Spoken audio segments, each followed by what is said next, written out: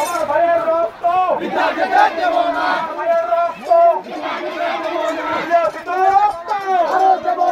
রক্তের বন্যায় আমার ভাইয়ের রক্ত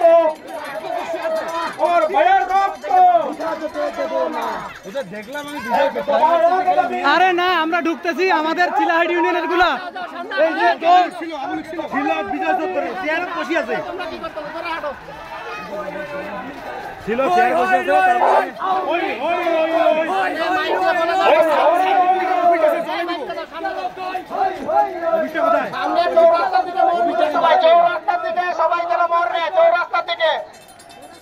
মেডিকেলে ঢোকার দরকার নাই, আমরা চৌরাস্তা থেকে ঢুকবে, চৌরাস্তা থেকে মেডিকেলে ঢোকার দরকার নাই, পায়রা চত্বরের দিকে মরলে পায়রা চত্বরের দিকে কেউ মেডিকেলে ঢোকার দরকার নাই, কাউকে মেডিকেলে ঢোকার দরকার নাই, কারো কোনো কিছু ভাঙার দরকার নাই। আমরা জনগণের ক্ষতি করার জন্য এখানে আসি নাই, আমরা শান্তিপূর্ণ আন্দোলন করতে আসছি এবং আমাদের অধিকার আদায়ের জন্য এখানে আসছি।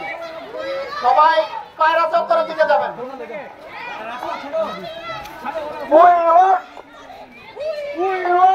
Justice justice